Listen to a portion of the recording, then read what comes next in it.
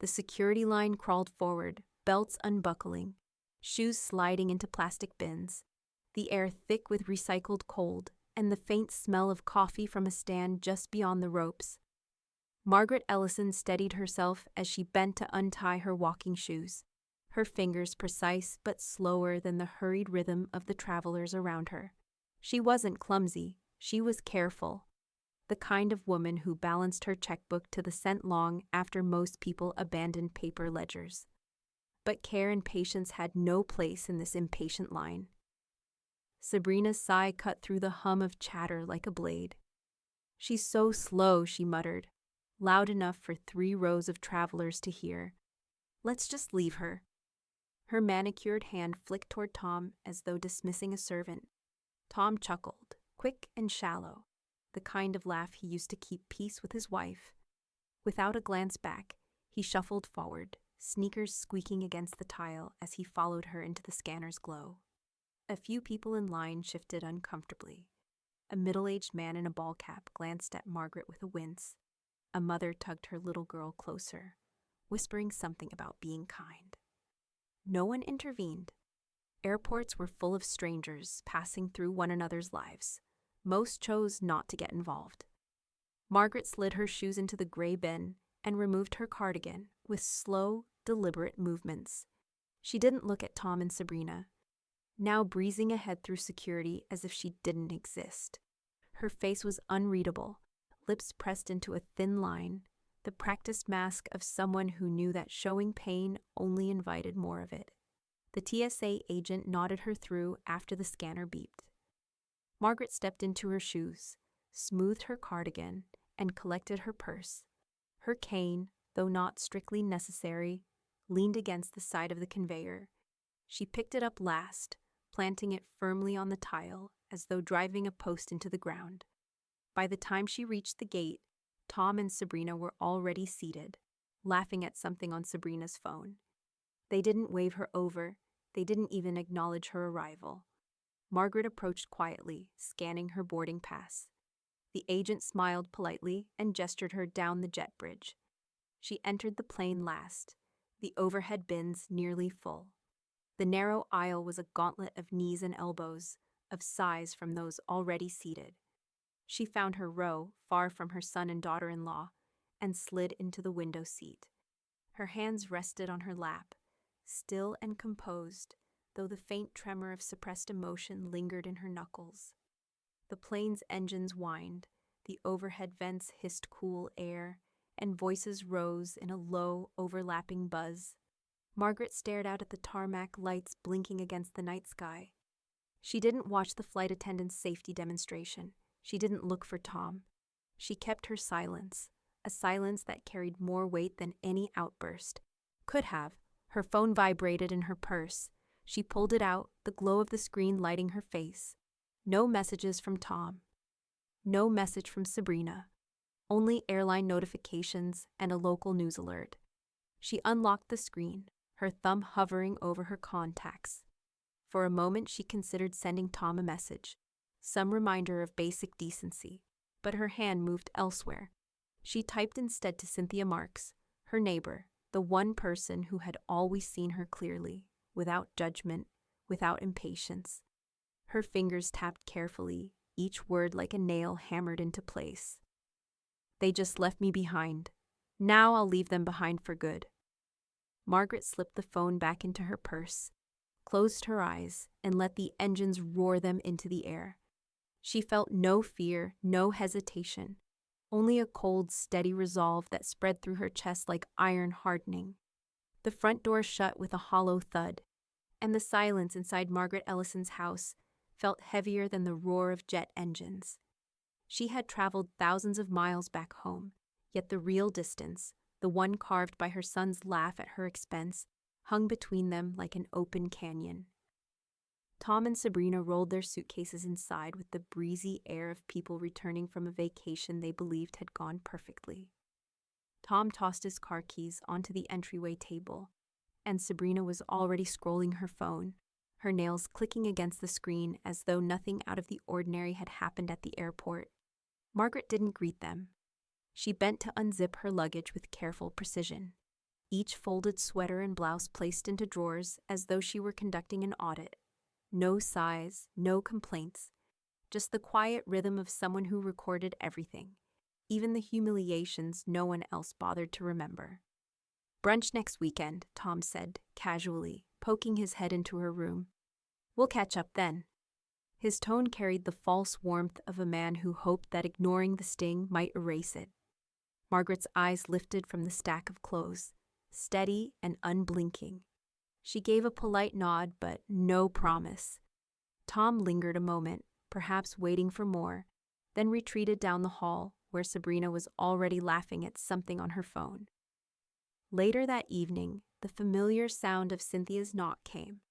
2 sharp taps, then a pause, then one more for emphasis. Margaret opened the door to find her neighbor holding a bag of groceries, though her eyes quickly scanned Margaret's face. "You look like you've swallowed glass," Cynthia said, handing her the bag. Margaret gestured her inside. In the kitchen, with the kettle whistling, she recounted the airport line, Sabrina's sharp words, Tom's chuckle, the stranger's stares. Her voice stayed level, almost detached, but Cynthia caught the flicker of heat in her friend's eyes. "That's not new," Cynthia muttered, tearing open a sugar packet. "Remember the barbecue last summer?" "She told you not to embarrass yourself because you wore flats instead of heels." Margaret gave the faintest smile, brittle around the edges. "And Tom laughed then, too." The kettle shrieked, breaking the pause. Margaret poured the water into mugs, steam fogging her glasses. She didn't need to list every slight. They both knew the history. Birthday cards left unsigned. Holidays spent in their world where she was always the outsider, the constant undertone of inconvenience. After they finished their tea, Margaret rose and walked toward her study. Cynthia followed, curious. The room smelled faintly of paper and ink, walls lined with file boxes labeled in neat handwriting. Margaret slid open the bottom drawer of a heavy oak filing cabinet and pulled out a folder thick with documents. "Estate plans," she explained, laying the papers across her desk. Her handwriting was everywhere: margins, tabs, checklists. Her son's name appeared again and again, inked into every page as sole heir. Cynthia leaned over, scanning the text. Her brows arched, then knitted. After what they did, Margaret didn't answer. She just adjusted her glasses, staring at the signature lines as if seeing them fresh for the first time. Cynthia tapped the folder once, decisive. "Time to balance those books." The words lingered in the air, sharp as a gavel. Margaret's hand hovered over the phone on her desk. For a long moment she simply looked at it, her expression unreadable, as though she were weighing not just numbers, but decades of loyalty, disappointment, and insult. Then she picked it up, dialing with the same calm precision she had used at the airport security line. Her voice, when the receptionist answered, was steady, professional, almost cold. "This is Margaret Ellison," she said. "I need to speak with Harvey Dale regarding my estate." Today, if possible, the office smelled faintly of leather and old paper, the kind of place where legacies were rewritten with a single stroke of a pen. Margaret sat straight-backed in the high chair opposite Harvey Dale, her handbag resting neatly at her feet like a silent witness to what was about to unfold. The room was quiet, save for the ticking of a brass clock on the wall. Harvey adjusted his reading glasses and opened the manila folder Margaret had carried in. He didn't speak at first. He was the type who read every line before daring to comment. The weight of silence pressed down, but Margaret didn't fidget. Her hands folded neatly in her lap, her gaze steady on the man who held the power to shift her family's future. When Harvey finally looked up, his expression was frank, almost clinical. "As it stands, every major asset flows directly to your son. House, accounts, securities, all of it." Clean and uncontested, Margaret inclined her head, neither surprised nor shaken. "That was the plan," she said softly. "But the plan has changed." She reached into her handbag and produced a second folder, this one not old but freshly tabbed, organized down to color-coded sections. She slid it across the desk with the precision of a woman balancing her final ledger. I want a restructuring. Effective immediately, Harvey lifted a brow, his fingers drumming once on the desk. What kind of restructuring are we talking about? Her tone didn't waver. Explicit exclusion of Sabrina Ellison in every possible clause. And Tom, she paused, as if giving her son one last chance in her mind, is to be removed as primary heir. He may remain acknowledged in a token sense, but he will no longer receive direct inheritance. Harvey leaned back, the leather of his chair creaking softly. He had heard hundreds of variations of anger, of disinheritance, of families torn apart by greed, but Margaret's calmness unsettled him more than any shouted demand. This wasn't impulsive rage, this was calculation. And instead, he asked? Margaret's eyes softened for the first time that morning. A trust for local libraries. They're underfunded, closing branches. My late husband believed in books as doors. If Tom won't honor that legacy, I will ensure it myself. Harvey removed his glasses and rubbed the bridge of his nose, studying her. You understand the magnitude of what you're doing. Your son, he'll notice. He may contest. Margaret reached for her pen, tapping it lightly against the desk. Let him notice. I've spent my life making sure his path was easy. What he gave me in return was laughter at my expense. No more. The brass clock ticked louder, as though urging a decision. Harvey sat forward, clasping his hands. Then we'll draft a new trust structure. Sabrina will be explicitly excluded from all rights and claims. The house, the accounts, the valuables. They'll be redirected into the charitable trust, with strict oversight to make contests nearly impossible. He paused, weighing her resolve. Do you want to file the changes today? The question landed like a gavel in the stillness of the office.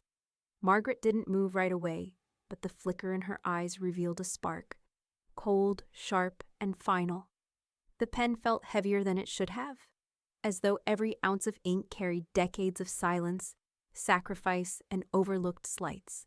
Margaret steadied her hand, then signed her name with the calm flourish of someone closing a chapter not to be reopened.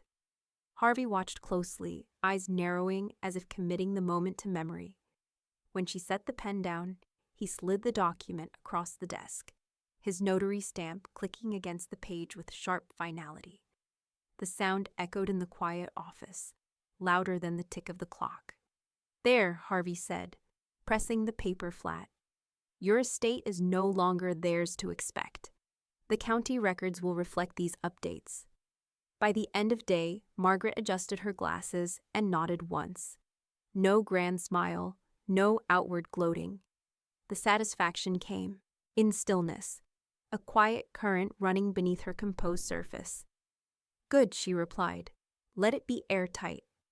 Harvey gathered the signed pages into a folder, sealing it with the efficiency of a surgeon closing a wound. It already is. He tapped the cover lightly. These aren't just changes, they're safeguards.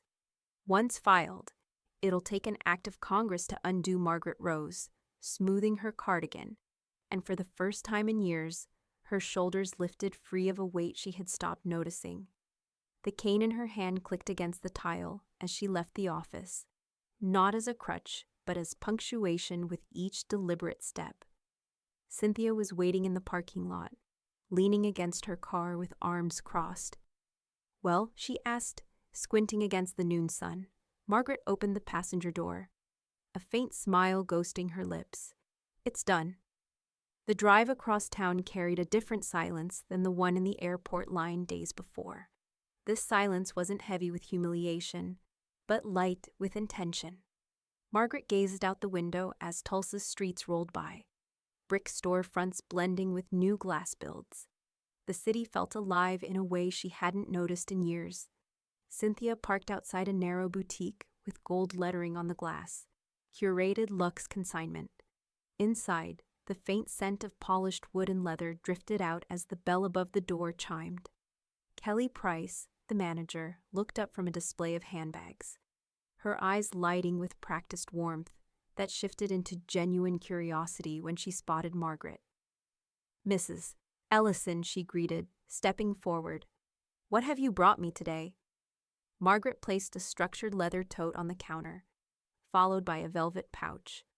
Out came a collection of handbags: Chanel, Louis Vuitton, Hermès, each in pristine condition, the kind of pieces that whispered of a careful life rather than careless indulgence. Kelly lifted one gently, running her gloved fingers along the stitching. Impeccable condition. You've kept these better than most collectors. She set it down and opened the pouch. Jewelry gleamed: rings, a bracelet, a pearl strand that caught the light like a thread of moon. These alone, Kelly said slowly, could fund a small foundation. Margaret's faint smile returned, this time edged with something steely. That's the idea. For a moment, Kelly studied her, as though sensing the story beneath the calm exterior. She didn't ask, though. In her line of work, discretion was as valuable as the items themselves. She began cataloging the pieces, her pen scratching against inventory sheets, the numbers rising like quiet proof of Margaret's resolve. Margaret walked the boutique aisles while Kelly worked, running her hand along racks of consigned dresses and shoes. She felt no pang of loss, no regret for what she had surrendered. Every tag, every sale, every dollar redirected meant she was etching her legacy into something untouchable. When the paperwork was finished, Kelly handed her a copy, her expression respectful. I'll make sure these pieces find the right buyers, and I'll keep you updated as the funds move. Thank you, Margaret said, tucking the papers into her bag with the same precision she'd once used for ledgers and balance sheets. Back in Cynthia's car, the sun had shifted low, casting the storefront in a golden glow. Margaret looked out the window as they pulled away, her reflection in the glass showing a woman who had stepped into a new role. Not just mother, not just widow, but architect of her own ending. Later that evening, as she settled into her armchair with a cup of tea, her phone buzzed. A notification lit the screen. Sabrina Ellison posted a new photo. Against her better judgment, Margaret tapped it open. Sabrina's manicured hand clutched a mimosa glass in the snapshot. Tom's arm looped around her shoulders. Both smiled wide, framed by brunch plates and sunny windows. The caption read, "Back from vacation. Family first." Margaret stared at the screen until it dimmed. Her lips pressed into that same unreadable line. If only Sabrina knew how true the phrase had become. Family first, but not the way she imagined. The glow of Margaret's phone lit her living room in pale blue. Each scroll a reminder that Sabrina never missed a chance to perform for an audience. Smiles too wide, captions too sweet. A curated illusion of family first that cut sharper than open cruelty. Margaret's jaw tightened as she reread the post. Sabrina and Tom clinking glasses, laughter spilling through a frozen frame. The words beneath were worse than the photo. Back from vacation, family first. Margaret set the phone on the table with deliberate care, as if any sudden motion might betray the anger coiling inside her chest. From the armchair across the room, Cynthia let out a dry chuckle, sipping her coffee. Family first, she echoed, shaking her head. Except you, apparently. They left you at an airport like a forgotten umbrella. The quip drew the smallest smirk from Margaret, but it vanished quickly. They think they can erase what happened just by smiling for strangers, she murmured. But I remember. I always remember. A few days later, Tom called, his tone brisk, but coated in faux warmth. Mom, brunch this Sunday. Sabrina wants to catch up. Margaret's fingers tapped the arm of her chair, steady and measured. No, thank you, she replied. I have other plans. There was a pause, then Tom's sigh, thinly veiled irritation sliding through the phone. It's just brunch. You don't need to make everything complicated. Margaret didn't argue. She ended the call politely, her silence carrying more sting than any rebuttal. By Sunday afternoon, Sabrina was holding court at the trendy downtown cafe, oversized sunglasses perched on her head. The table buzzed with chatter until someone asked where Margaret was. Sabrina leaned back, her lips curving into a cruel smile. She probably got lost crossing the street, she quipped. drawing laughter from one of her friends. Tom gave a weak chuckle, eyes flicking down at his menu, unwilling to challenge her. Back at home, Margaret sat at her desk, the faint scratch of pen on paper filling the room. She was drafting something far weightier than brunch refusals, her letter of exclusion.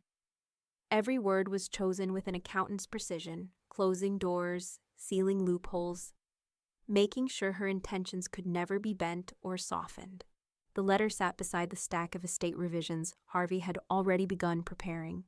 When she met him again later that week, he adjusted his glasses, reviewing her notes with professional gravity. "You're anticipating their reaction," he observed. "I know them," Margaret said simply. "They'll fight. They'll call me spiteful, unstable, selfish. They'll try to claw back what they think is owed." Harvey nodded, jotting additional safeguards in his ledger. "Then we'll prepare accordingly. Once they realize how thoroughly this has been executed, they'll find little ground to stand on." Margaret leaned back in her chair, the faint hum of Harvey's office clock steady in the background. She felt the weight of inevitability pressing closer, but for once, she welcomed it. That evening, back in her own home, she settled with a cup of tea, steam fogging her glasses. Her phone buzzed on the table again. At first, she thought it was Cynthia, but the notification froze her mid-sip. "Sabrina Ellison tagged you in a post." Margaret's stomach sank as she opened it. The image was grainy, taken from Kelly's boutique. A shot of the glass case, handbags displayed under bright light, jewelry sparkling in the background. The caption dripped with venom, unbelievable. "Selling off heirlooms to strangers. Wasting Tom's inheritance like it's pocket change." Dozens of comments already bloomed beneath, friends and acquaintances chiming in with shock, sympathy for Tom, or thinly veiled judgment aimed squarely at Margaret. The tea cooled in her hands, untouched. For the first time in days, her mask slipped. Not from shame, but from the raw realization that Sabrina had been watching her more closely than she thought. The privacy she had counted on was gone. Margaret placed the cup down, steadying her breath, her mind already sharpening into calculation. Sabrina had made her move.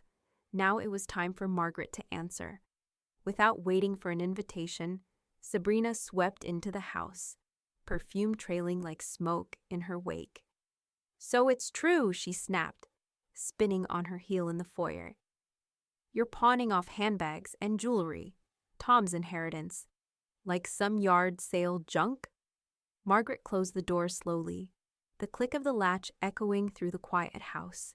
She didn't raise her voice or rush to defend herself. Instead, she gestured toward the dining room, where neat stacks of receipts and consignment papers lay spread across the polished wood table. "The proceeds don't go to me," Margaret said evenly, pulling out a chair. "They go directly into the trust for local libraries. Every cent is accounted for." Sabrina laughed, but the sound was brittle. "Libraries? Who even goes to libraries anymore? Do you realize what you're doing to Tom? He's your son, your only son, and you're throwing his future away on dusty bookshelves no one cares about." Margaret folded her hands in her lap, her gaze calm. It was never his future to begin with. These things were mine, not his. And I decide where they go. Sabrina's mouth opened, ready with another barb, but instead she stabbed at her phone. "He deserves to hear this," she muttered, pressing call. "Tom, you need to get over here right now." "She's lost it," Margaret listened to the clipped voice spilling from the speaker. Tom's muffled questions, Sabrina's shrill interruptions. Within 20 minutes, his car screeched into the driveway, the slam of his door reverberating against the siding. He barged in, his tie loosened, sleeves rolled up, face flushed from the rush. "Mom, what the hell is going on?" His voice carried none of the warmth from his brunch invitations, only the hard edge of a man cornered between loyalty to his wife and dependence on his mother's fortune. Margaret rose from her chair, unhurried, and motioned toward the table. "Sit. Look for yourself." Tom scanned the rows of papers, receipts, trust documents, notarized filings, all lined in the order Margaret had prepared. He shuffled one page, then another, the crease in his forehead deepening. "This," he muttered, tapping at the figures. "This is everything, the jewelry, the handbags, even Dad's cufflinks. You're liquidating it all." Margaret's voice was steady, sharper now. "For the benefit of people who need it, children who deserve stories, students who need a place to learn. None of this was yours to begin with, Tom. Not the house, not the jewelry, not a dime." For a brief moment, Tom's shoulders slumped. His eyes clouded with something almost like guilt. But then Sabrina's scoff from the corner reignited his anger. He slammed the stack of papers back on the table, rattling the teacups Margaret had set earlier. "You're ungrateful," he spat, the word bitter. "After everything I've done for you?" Margaret raised a single brow. "Everything you've done for me," her tone sliced clean through his protest. Tom faltered, then shook his head, muttering again, softer this time but laced with venom. "Ungrateful." He grabbed his jacket, storming past Sabrina, who followed close behind, still fuming. The front door slammed, leaving a vacuum of silence in their wake. Margaret returned to the table, smoothing the papers back into their meticulous order. Her pulse had quickened, but her hands didn't shake. If anything, the confrontation had clarified the distance between them. They weren't family in practice, only in name. The phone rang, its sudden trill jolting against the quiet. She glanced at the screen. Harvey Dale. She answered, and his voice was brisk, almost urgent. "Margaret, I've just been notified. Tom and Sabrina have filed a preliminary claim against your competency." Margaret's eyes flicked to the papers spread before her, then to the window where the faint outline of Tom's car still glowed under the streetlight. The fight, it seemed, had only just begun. The sterile scent of disinfectant filled the small exam room, mixing with the faint tick of the wall clock. Margaret sat upright on the paper-lined chair, her cardigan neatly buttoned, her cane resting within arm's reach. Across from her, a doctor in a white coat flipped through a clipboard, eyes darting between questions and Margaret's calm expression. "Count backward from 100 by sevens," he said, voice clipped, professional. Margaret adjusted her glasses and began without hesitation. 93, 86, 79. Her cadence was smooth, her tone steady. By the time she reached 37, the doctor's pen had already marked something approving on the page. They ran her through memory exercises, problem-solving questions, even a drawing task with shaky pencils. Margaret approached each with quiet precision, her accountant's training surfacing like muscle memory. When asked to recall a list of random words, she repeated them with the ease of someone who had been cataloging details her entire life. At one point, the psychologist leaned forward, testing her patience. "Do you ever get confused about where you are?" "Forget what day it is." Margaret allowed herself the faintest smile. "I know exactly where I am, doctor. And I know today is Thursday because my neighbor takes her trash out on Wednesdays." The doctor chuckled despite himself, scribbling another note. When the examinations concluded, Harvey collected the reports, his leather briefcase snapping shut with crisp authority. "You've not only passed," he told her, "you've demonstrated more clarity than most of the people who will be in that courtroom."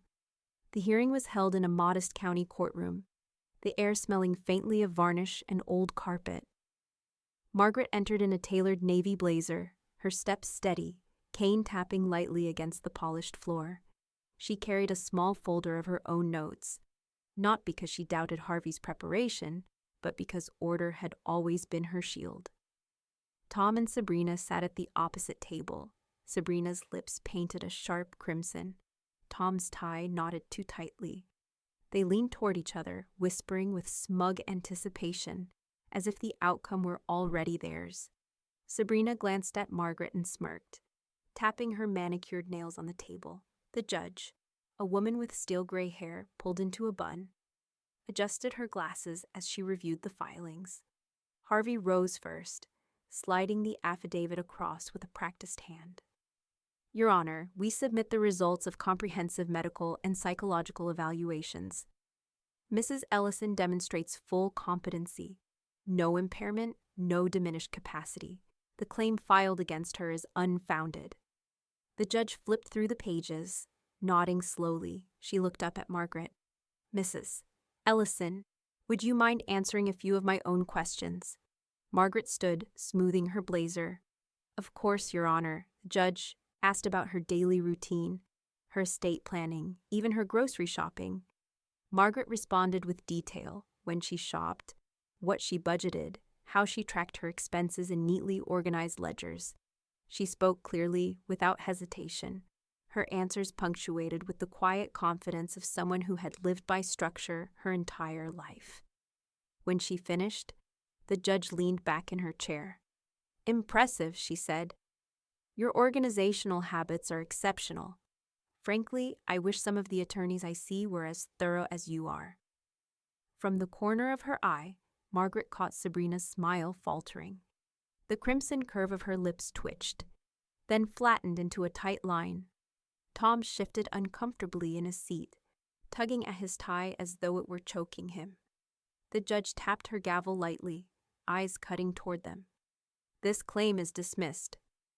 Mrs. Ellison has demonstrated full competency, both through medical examination and in this court today. I strongly advise against filing further frivolous claims. Consider this your warning. The sound of the gavel striking once more cracked through the room. Margaret gathered her folder calmly, slipping it into her bag. Across the aisle, Sabrina's composure had cracked, her face frozen in disbelief. The war they thought they'd won had ended before it began. Rumors move faster than court filings. By the time Margaret returned to her quiet neighborhood, word of the dismissed competency claim had already threaded its way through backyards, kitchen tables, and porch conversations. And in places like the neighborhood association meeting, whispers became gospel. The community hall smelled faintly of coffee and styrofoam cups and lemon-scented floor cleaner. Folding chairs creaked under the weight of retirees and young parents alike. Margaret took her usual seat near the end of the table, setting down a plate of still-warm oatmeal cookies. Their buttery sweetness drifted through the room, drawing more than a few grateful looks. Cynthia slid in beside her, leaning close with the conspiratorial grin of someone who had already heard the latest. Brace yourself. Their talking, Margaret adjusted her glasses, unbothered. She lifted her cup of tea, her calm demeanor a deliberate shield. Across the table, a woman in a red cardigan whispered a little too loudly. Did you hear? Sabrina filed some sort of lawsuit against her mother-in-law. Got tossed right out of court. Her friend gasped softly, covering her mouth. Embarrassing. I always thought that one was off.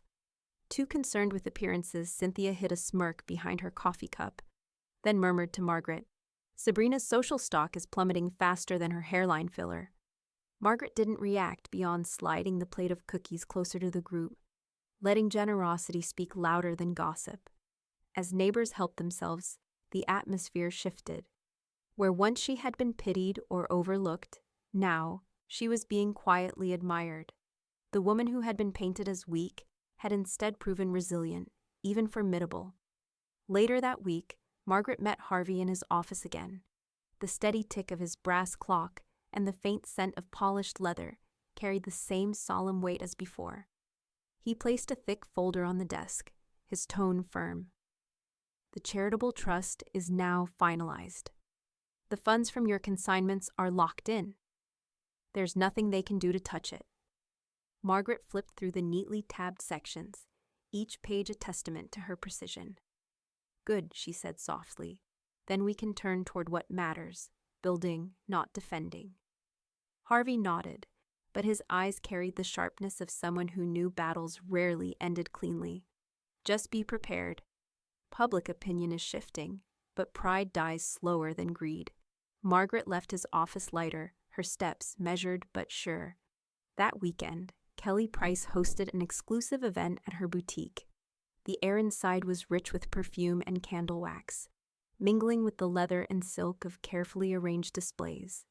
Soft music played as Tulsa's well-heeled women circled the cases, admiring the curated collection. This belonged to Mrs. Ellison, Kelly explained, gesturing toward a shimmering pearl strand. She's donating all proceeds to a literacy trust. Entire libraries could run for years with what she's given. Gasps of admiration rippled through the small crowd. A woman lifted a handbag reverently, as if holding a relic. "So generous," she murmured. "You don't see that kind of selflessness anymore." Margaret stood near the back, hands folded lightly, her smile faint but genuine. She didn't bask in the compliments. She let them settle like quiet vindication. For once, her worth was recognized not as an appendage to her son's family, but as her own force. Cynthia sidled up with a glass of sparkling water, muttering in her ear. If Sabrina could see this crowd swooning, she'd choke on her salad fork. Margaret chuckled softly, the sound barely audible over the hum of voices and clinking glasses. The evening felt less like a social event, and more like a reclamation, a rewriting of who she was in the eyes of her community. When she returned home later that night, the glow of her phone pulled her back to the smaller, uglier world she had left behind. A new message from Tom waited. "Mom, you're embarrassing us publicly." Margaret stared at the words, her lips pressed into that familiar thin line. Publicly? No, she thought. The embarrassment was theirs alone, and the whole town could now see it. Her reply came with the swiftness of a blade. "You laughed while I was humiliated. This is my response."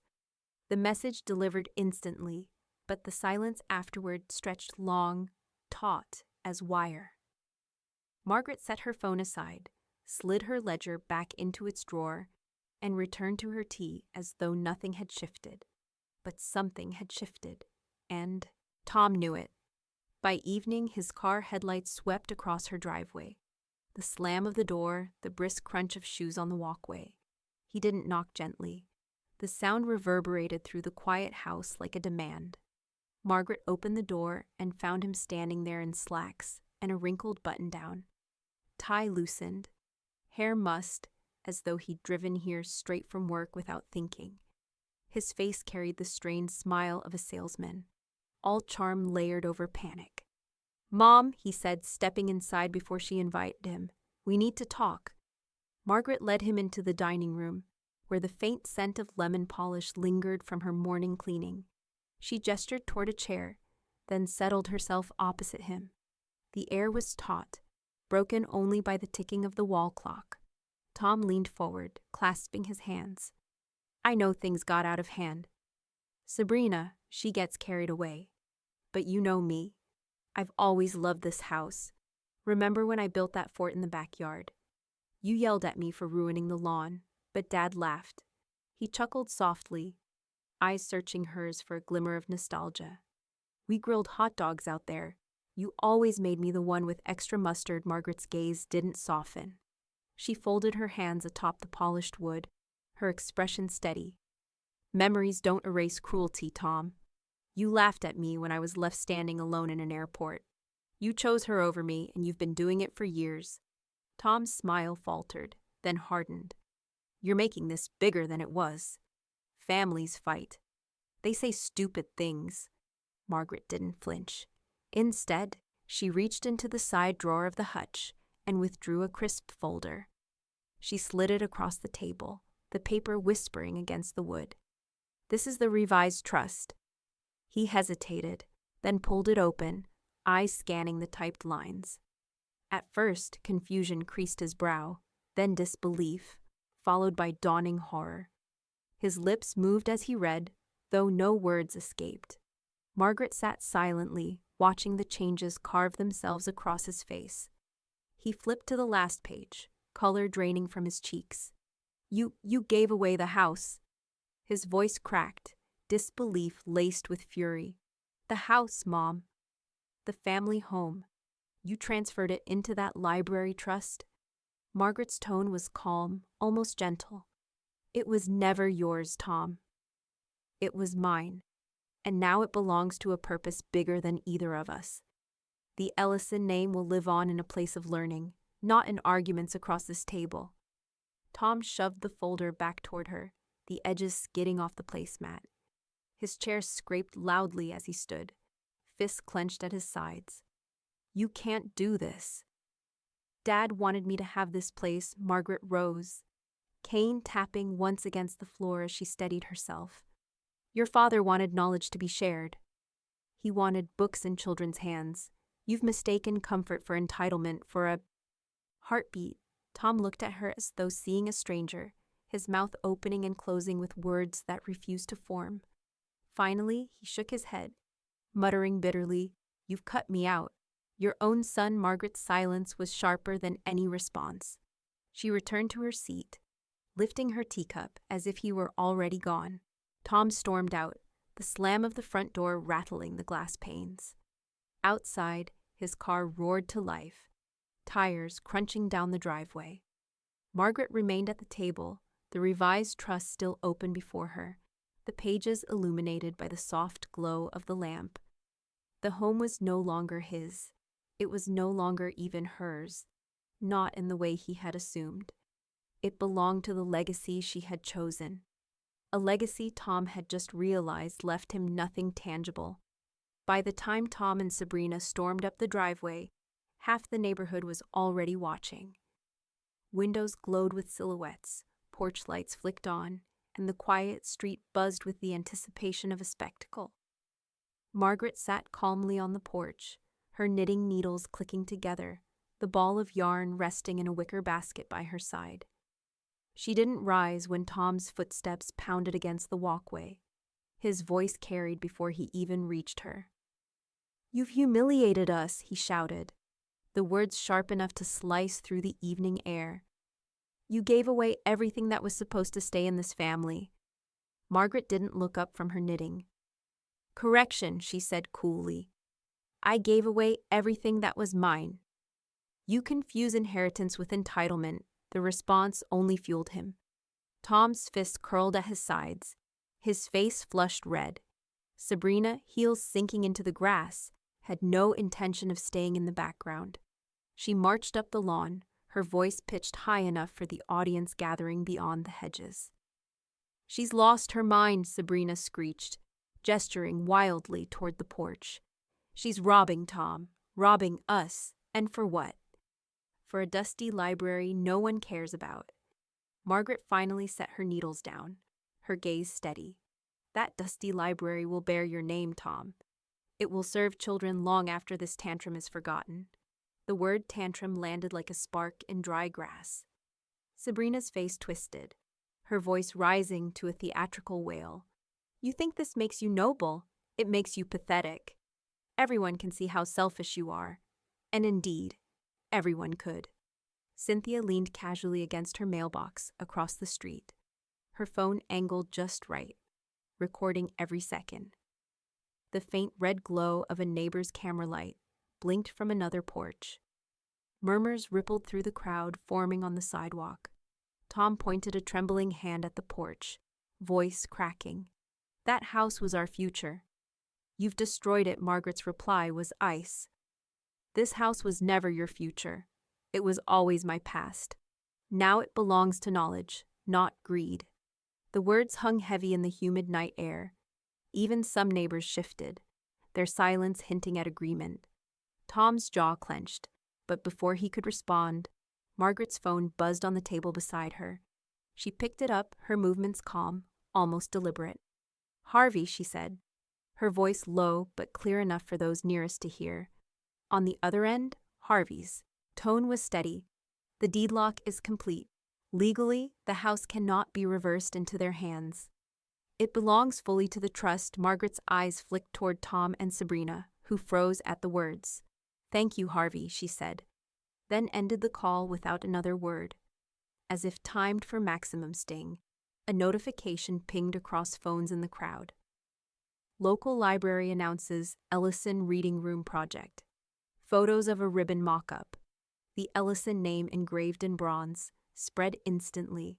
Someone murmured, "What a gift." "What a legacy," another whispered. "She's smarter than all of them put together." Sabrina's breathing turned ragged, her fury spilling past control. She grabbed the nearest flower pot, flinging it to the ground. Soil burst across the lawn. Gasps rose from the neighbors, but she wasn't done. She snatched a glass of iced tea from the porch table, Margaret's glass, the lemon slice still floating inside, and hurled it against the brick wall. The shatter was deafening. Shards sparkled across the porch floor, tea dripping down the siding like spilled resentment. Margaret didn't flinch. She simply placed her knitting needles back into the basket, her composure unbroken. The silence she gave Sabrina was sharper than any rebuke, and that silence was captured by every recording phone, spreading just as fast as the news of the reading room. By morning, the shards were gone, but the memory of last night's chaos lingered. Margaret had swept the porch until the boards gleamed again. Every stroke of the broom a declaration that disorder would not be allowed to linger in her home. The neighborhood, however, hadn't forgotten. Cynthia arrived just after sunrise, her phone in hand, the faint smirk of satisfaction tugging at her lips. "Got the whole thing," she said, setting her travel mug on the porch rail. Her screeching, the throw, the smash, it's all crystal clear. Want me to keep it for insurance, or should I drop it off at the station? Margaret straightened, setting the broom aside. Her cardigan was neat, her hair pinned as though nothing had unraveled hours before. "The station," she said, her voice calm. "Let the record carry the weight." By that afternoon, the footage was logged, time-stamped, and filed. And by evening, a patrol car idled at Tom and Sabrina's curb. Neighbors watched discreetly as Sabrina stood on her porch, arms crossed tight, lips painted into a scowl as an officer explained the citation. She tried to protest. It was just a glass, but the officer's tone didn't waver. The video left no room for interpretation. The paper in her hand was proof of consequence. Tom trailed behind her, face pinched, muttering apologies when they crossed paths with neighbors. Later, he turned up at Margaret's door. He didn't meet her eyes. His voice was low, embarrassed, but not contrite. "She lost control," he mumbled. "It happens. You know how things get." Margaret regarded him coolly from the doorway. "Losing control is when you spill tea, Tom. Shattering glass in rage? That's who she is." His jaw tightened, but he didn't argue. He left with the same awkward silence he'd brought in, his shoes crunching down the walk. 2 days later, the world inside Kelly Price's boutique looked nothing like the Ellison lawn. The air smelled of polished wood and faint rose perfume, the hum of voices mingling with the clink of champagne glasses. Kelly stood at the center, holding up one of Margaret's pearl strands to a crowd of bidders. "A timeless piece," she said, her smile bright. "Donated for the benefit of the Ellison Literacy Trust." The auction buzzed with energy, paddles lifting, numbers climbing higher than expected. The handbags went first, one after another, snapped up by collectors who whispered about the story behind them. By the time the cufflinks were displayed under glass, the air practically vibrated with competitive bids. When it ended, Kelly found Margaret near the back of the boutique. "The proceeds doubled our projections," she said, handing over a crisp summary.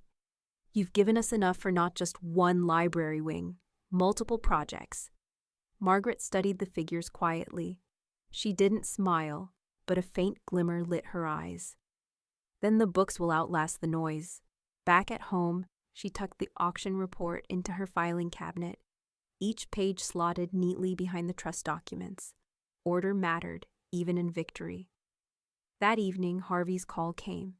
His voice, as always, was steady and deliberate. "I've reviewed their behavior, the lawsuit, the vandalism, the smear campaign. We can request an injunction barring them from contesting your estate again." Permanently, Margaret sat at her desk, lamplight spilling across her papers, the faint hum of cicadas outside. She let the words settle. An injunction would mean silence. No more claims, no more legal maneuvers, no more backdoor attempts to undo what was already done. Harvey paused, then asked the question directly. "Do you want to pursue it?" Margaret leaned back, her fingers resting lightly on the edge of her ledger. Outside, the night was still, as if waiting for her answer. The courthouse smelled faintly of old varnish, and coffee burned hours past fresh, the kind of place where lives could be redefined with a single ruling. Margaret Ellison sat at the long wooden table, her cane leaning neatly against her chair, her face as composed as if she were balancing columns in a ledger. The bailiff called the case, his voice booming against the high ceiling. Ellison v. Ellison, petition for injunction. The hum of whispered curiosity rippled through the gallery. Cynthia, perched behind Margaret in the second row, leaned forward just enough to squeeze her friend's shoulder. It was a small touch, but steadying. Across the aisle, Tom slouched in his seat, eyes dark, while Sabrina dabbed at her eyes with a tissue she'd clearly folded to perfection before entering the courtroom. Her sobs came too punctuated, too practiced. The crimson of her lipstick was just a little too sharp, like war paint. Judge Ramsey entered, her gray bob severe, her gaze cutting like glass as she settled onto the bench. She flipped through the stack of filings with a slow, deliberate turn of pages before speaking. This is a hearing on a motion for permanent injunction to bar further contests or claims against Mrs. Ellison's estate planning. Counsel, proceed.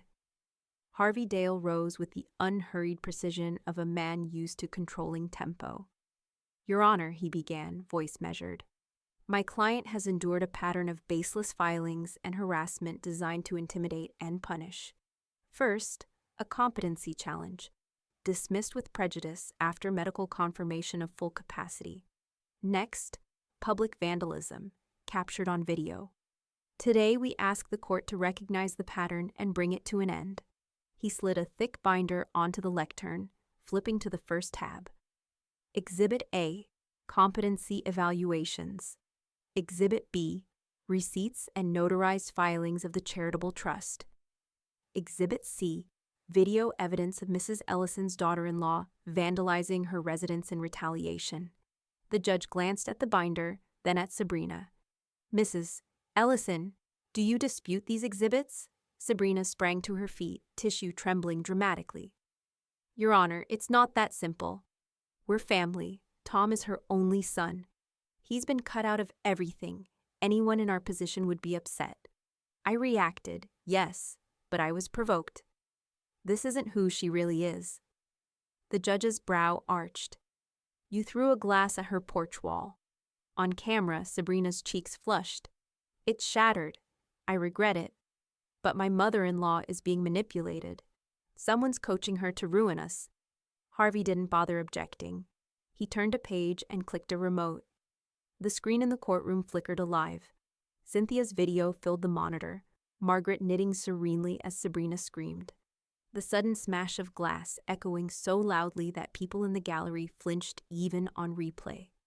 The image froze on Sabrina's twisted face, arm mid-swing. The judge turned to Tom. Do you contest this evidence? Tom shifted in his seat, pulling at his collar. He opened his mouth, then shut it. No, Your Honor. His voice was flat, resigned. Margaret sat still throughout, her face unreadable. Though her pulse drummed in her ears, she had no need to interject. Harvey was orchestrating the hearing with quiet precision. But Judge Ramsey turned to her anyway.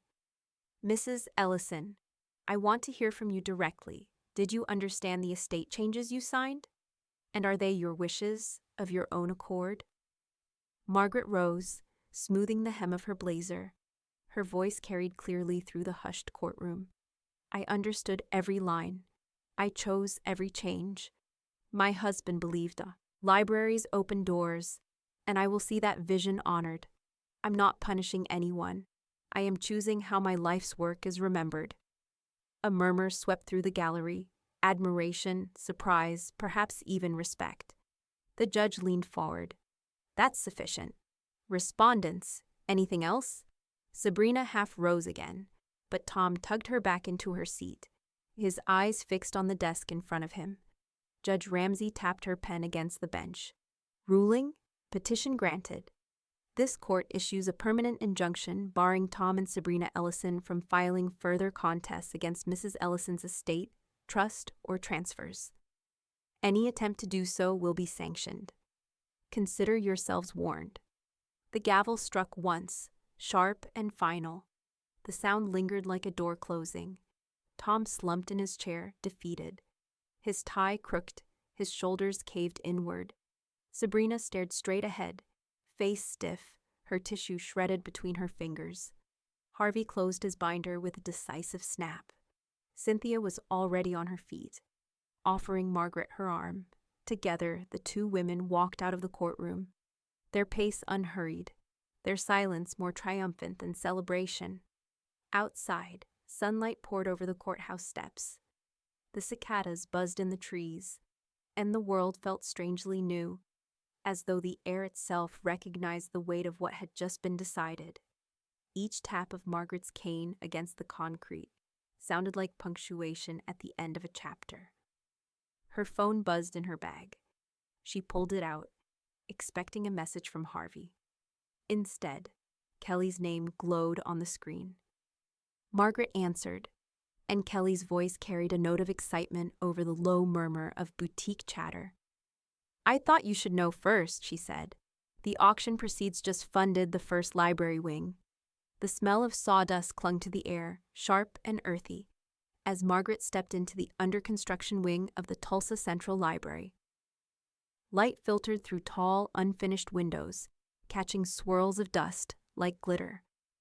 The hollow thud of hammers and the whir of drills echoed through the cavernous space. But to Margaret, it was music, proof of something lasting. A young project manager in a hard hat guided her carefully along the taped-off path. "We're ahead of schedule, Mrs. Ellison. This will be the children's wing. We're pouring extra into the reading alcoves. Soft chairs, bright light, space for kids to feel safe while they discover books." Margaret's cane clicked steadily against the plywood flooring. She nodded, her gaze drifting to a covered plaque propped against a wall. The project manager pulled the tarp away, and the polished bronze gleamed in the afternoon light. "In honor of Margaret and Richard Ellison, guardians of knowledge." Her throat tightened at the sight of her late husband's name cast in permanence. Richard, who had believed books could carry a person farther than money ever could. Richard, who once read aloud to her every night, even through the weakest months of his illness. She brushed a gloved hand lightly across the cool bronze surface, feeling the grooves of his name as if they were carved into her palm. Nearby, carpenters were installing shelving that would one day hold thousands of stories. Margaret's eyes landed on a smaller plaque reserved for the children's section, the Richard Ellison Room. It bore the subtitle, "Because Every Child Deserves a Key to the World." Cynthia, trailing a step behind, let out a low whistle. "Well," she said dryly, "if that doesn't scream permanence, I don't know what does." Margaret allowed herself a faint smile, the kind that carried both pride and grief. It's what he would have wanted. To be remembered for giving, not for keeping. As they walked toward the exit, Margaret paused at the sound of tires crunching against the gravel lot. A black sedan rolled slowly past the chain-link fencing. Inside, Tom sat stiffly behind the wheel, his eyes locked on the building. His gaze caught the shimmer of the plaque, the family name engraved without his own presence anywhere on it. For a long moment, he didn't move. His hands gripped the steering wheel, white-knuckle tight, his jaw hard, his eyes narrowing with the weight of a realization. He had been written out not just of a will, but of history. Then, with a sharp rev of the engine, he pulled away. Margaret watched the car disappear, the faint exhaust hanging in the air. Her expression did not falter. "He saw it," she murmured. "Good," Cynthia replied, her tone clipped. "Let him stew. Maybe he'll finally realize you meant business." The rest of the tour carried a different energy. Margaret walked slowly through the skeletal frame of what would soon be reading rooms and study tables, each space a quiet rebuttal to years of belittlement and dismissal. Every beam lifted into place was a line of defense. Every window installed was clarity. By the time she exited into the sunlight, the peace settling in her chest was steady, profound. The next morning, Margaret sat at her kitchen table, her ledger open beside her teacup. The paper smelled faintly of ink and cardboard from the construction tour packet she'd brought home. Cynthia was flipping through the glossy pamphlet, tapping at renderings of the children's wing. "You realize they'll put your name on the donor wall, too." You'll be up there with oil families and hospital benefactors. Margaret sipped her tea. That's not why I did it. I know, Cynthia said, but it doesn't hurt to watch them choke on it. The doorbell chimed mid-morning, sharp against the quiet house. Margaret rose, cane in hand, and opened the door to find no visitor, only a thick cream envelope resting on the mat. No return address, but the handwriting was unmistakable. Sabrina's. Margaret carried it to the table, slid it open with her letter opener, and unfolded the stationery inside. The scent of expensive perfume clung to the page, faint but insistent. The words sprawled in Sabrina's looping script. Margaret, I know we've had our differences, but I need to tell you something. I'm pregnant. This child deserves grandparents, deserves love. Please don't shut us out. Please don't shut out your grandchild. The plea was long, dramatic, scattered with underlined words, but the core was unmistakable. An attempt to claw back what had been lost, using a new life as leverage. Margaret read it twice, her expression giving nothing away. She folded the letter neatly, tucked it back into the envelope, and placed it in the drawer beside her ledger. Her tea had cooled, but she lifted it anyway, the porcelain warm against her palm. Peace lingered in her chest. But beneath it, the question burned. Was this child real, or just another ploy? And if it was real, what then? The letter lay quiet in the drawer, its perfume seeping faintly into the wood. Waiting like a trap, Margaret didn't read the letter twice.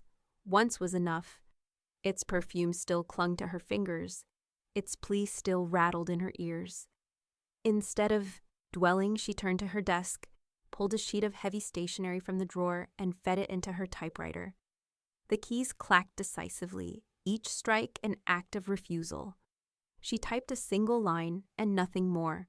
Raise your child without expecting my name to save you. No signature, no return address. A reply stripped of sentiment, pared to the bone. She slid the page into an envelope, sealed it with one firm press, and placed it in the outgoing mail stack. That was all the attention Sabrina would get. By the time Cynthia arrived that afternoon, the envelope was already gone. She set her tote on the counter, glanced at Margaret's steady face, and quirked a brow. You answered, didn't you? One line, Margaret said, pouring tea. Clear enough. Cynthia grinned. I'd pay money to see her face when she opens it. They ate quietly, cold chicken salad, sliced pears, the faint tang of mustard lingering in the air. Outside, cicadas buzzed in the thick August heat, a steady chorus underscoring the quiet resolve that had settled between them. Later that day, Harvey arrived with a slim leather folder. He placed it on the dining table, the faint scent of ink and paper trailing with it. Final copies, he said. Will and trust. Every clause reinforced, every loophole shut. Margaret slid on her glasses and opened the folder. The language was exact, unyielding. Her estate now flowed entirely into the library trust. No residue remained to spark a challenge, no soft spots to exploit. She nodded, satisfied. It's airtight. It is, Harvey said. I filed duplicates with the court, the trust officers, and my firm. Even if someone tried to pry this open, they'd cut their hands on the steel. Cynthia leaned back in her chair, eyes glinting. So that's it. They're locked out for good. They're outside the walls, Harvey confirmed. Permanently. After he left, Margaret pulled the documents into her filing cabinet, each page slotted neatly behind labeled tabs. The drawer slid shut with a crisp clap. The sound reminded her of sealing a vault. That evening, Kelly arrived carrying a leather portfolio. She spread glossy prints across the living room table, photos taken for the library's donor wall. One showed Margaret at the construction site in a hard hat. Another framed her beside a stack of donated books. But one photo caught the air differently. Margaret reading aloud to two neighborhood children at the pop-up branch, their small faces tilted toward her, rapt. This one, Kelly said, tapping the print. It's genuine. Not posed, not polished. It looks like you, doing exactly what you've built this for. Margaret studied it quietly, the faint rustle of pages echoing in her memory. She nodded once. That's the one. Cynthia helped her frame it that night, sliding the matting into place, glass wiped clean, the faint scent of polish rising as they sealed the back. When they stood the frame on the entry table, the photo glowed in the lamplight. It looked less like a portrait and more like a statement. Margaret stepped back, cane planted firmly at her side. For once, the house felt whole, not because of who lived in it, but because of what it was preparing to release into the world. Her phone buzzed. She picked it up, expecting Cynthia's daughter or perhaps Kelly with a detail about the auction. Instead, the caller ID read, "Tulsa Central Library," she answered. A woman's bright voice filled the line. "Mrs. Ellison, this is Dana, the director. We're finalizing the opening ceremony for the new wing. Your gift made this possible." Margaret listened, eyes still on the framed photo glowing under the lamplight. "We'd be honored," Donna continued, "if you would cut the ribbon at the dedication." The scissors felt heavier than they looked, their steel blades catching the sunlight and throwing a thin flash across the crowd. Margaret held them steady, her grip firm, her cane balanced at her side.